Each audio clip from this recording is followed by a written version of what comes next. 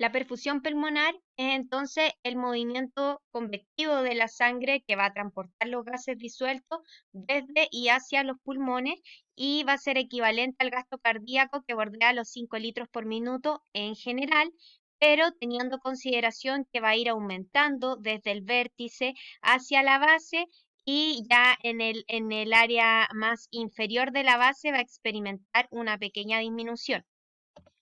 Estas variaciones se van a deber precisamente a que la fuerza de gravedad no va a ejercer un mismo efecto en el vértice que en la base del pulmón. De este modo, nosotros vamos a encontrar diversas proporciones en lo que es la presión alveolar, la presión de la arteriola pulmonar y la presión de la vénula pulmonar. Si la presión alveolar superase a la presión de la arteriola pulmonar o la presión de la vénula pulmonar, ya sea porque aumentó en exceso la presión alveolar o porque disminuyó en exceso la presión de la arteriola pulmonar, lo que habría sería que precisamente dadas estas diferencias de presión, se gatillaría el colapso del capilar y con ello se reduciría o impediría el flujo, siendo entonces despreciable la perfusión. Afortunadamente, esta condición no la encontramos de manera fisiológicamente normal en una persona, sino que ocurre, por ejemplo, frente a un fuerte deceso de la presión de la arteriola pulmonar en el caso de alguna eh, hemorragia de consideraciones, etcétera, o cuando hay ventilación con presión positiva, ¿no es cierto?, generando un aumento de la presión alveolar. Lo que sí encontramos en condiciones fisiológicas normales en la porción superior a media del pulmón es que la presión de la arteriola pulmonar va a ser mayor a la presión alveolar y la cual va a ser mayor a la presión de la vénula pulmonar. Es decir, la presión alveolar va a ser un valor intermedio entre la presión de la arteriola y la vénula pulmonar. En este caso, lo que ocurre es que a propósito de las diferencias de presión, aquí va a haber una presión positiva al interior del capilar, del vaso que va a irrigar, ¿no es cierto?, promoviendo entonces una vasodilatación. No obstante, a medida que vamos avanzando, esta presión positiva se va a revertir y finalmente va a llegar a una presión negativa. Por lo tanto, va a promover al disminuir el diámetro de este vaso, va a aumentar la resistencia, por ende va a disminuir el flujo y la perfusión. Y esa es la realidad que vamos a encontrar en el vértice hacia la zona media del pulmón. Por otra parte, desde la zona media baja, bueno, vamos a ir viendo que a medida que vamos bajando desde el vértice hacia la zona media, paulatinamente esta presión positiva va a ir aumentando, ¿sí? Y la presión negativa que encontramos al final de este vaso va a ir disminuyendo. Por tanto, esto va a seguir avanzando hasta ya en la zona 3, efectivamente encontramos presiones positivas. Lo decíamos en la porción inferior media del pulmón, eh, y en este caso la presión de la arteriola y de la vénula pulmonar van a superar a la presión alveolar. Por lo tanto, va aquí a haber una fuerte tendencia a la vasodilatación. Vamos a tener entonces, lógicamente, una alta perfusión y va a ser entonces esta la zona privilegiada de intercambio gaseoso, la zona media a baja de los pulmones. ¿Sí? Generalmente, cuando se describen las zonas de West del pulmón, se habla de la zona 1, 2 y 3. Algunos no consideran la zona 4, que si estrictamente hablando en el dibujo debería estar acá, muy, muy, muy, muy abajo, en el extremo de la base.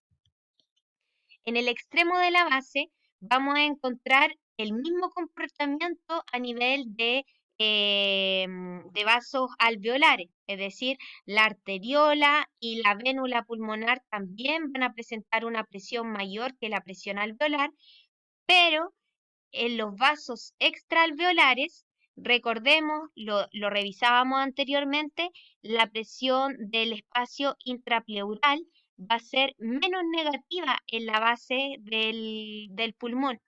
Y esto va a gatillar finalmente a que va a inducir un colapso parcial de los vasos extraalveolares y con ello esto va a aumentar la resistencia, ¿no es cierto? El flujo o la perfusión va a disminuir, que es lo que apreciamos en la última parte.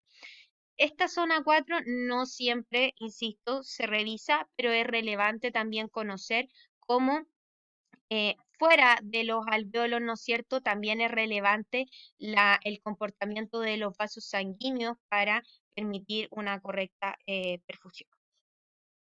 Y nos permite entonces conocer y explicar este fenómeno de por qué en el extremo de la base los niveles de perfusión disminuyen. Ahora bien, ya estudiamos la ventilación y la perfusión por separado, no obstante, un, hay un índice muy relevante que es la relación ventilación y perfusión. La ventilación y la perfusión van a acoplarse, ¿no es cierto?, para establecer un equilibrio dinámico y mantener niveles adecuados de oxígeno y prende CO2, ¿cierto? Entonces, y además este coeficiente nos va a indicar la proporción de presión oxígeno versus presión de CO2. A mayor coeficiente de ventilación-perfusión, va a ser mayor la presión de oxígeno y menor la presión de CO2 en el alveolo. Ahora bien, la ventilación habíamos dicho que era aproximadamente 4,2 litros por minuto y la perfusión aproximadamente 5 litros por minuto.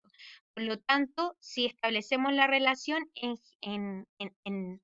con estos parámetros, obtenemos un coeficiente de 0,8. Es decir, que la ventilación alveolar es el 80% de la perfusión. ¿Esto a qué se debería? Bueno, a que existen entonces zonas mal irrigadas. Si nosotros precisamente, bueno, lo veíamos, ya revisábamos cómo desde la base hacia el vértice va a disminuir la perfusión y va a disminuir la ventilación. No obstante, fíjense que la relación entre estas se va a ir invirtiendo.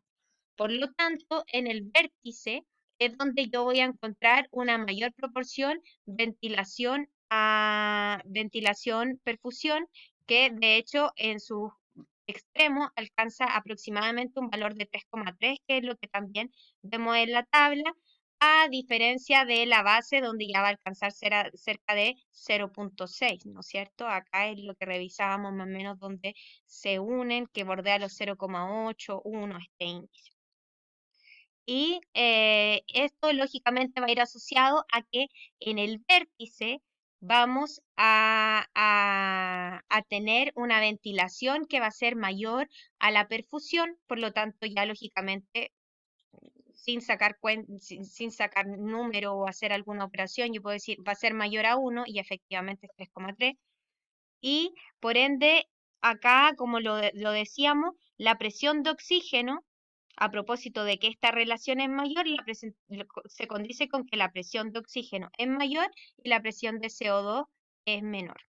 Recuerden, lo mencionábamos previamente, va a haber diversos factores como el pH que también van a incidir a propósito fundamentalmente también de la liberación del CO2, que es una forma de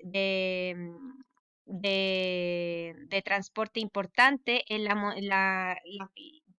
formato monohidrógeno carbonato, por lo tanto la concentración de protones también va a incidir, etcétera. Bueno, esos son elementos macro, les decía que la idea es que ustedes revisen, lo van a ver en cátedra, pero si tienen mayores dudas, si bien me pueden preguntar, lógicamente les dejé la bibliografía donde yo les recomiendo revisar tanto la sección 5 del Boron como del Bernoulli-Levy. En el Boron comprende de los capítulos 26 al 32. El 31 sí o sí lo tienen que leer y revisar ahora, que corresponde a la ventilación y perfusión pulmonar. Y en el Bernoulli-Levy esto corresponde desde los capítulos 21 al 25. Así que con esto ya revisamos los elementos más relevantes que tienen que ver con la ventilación y la perfusión a propósito de entrar a aplicar estos conceptos y entender la variación de la composición que vamos a encontrar a lo largo de las regiones del pulmón.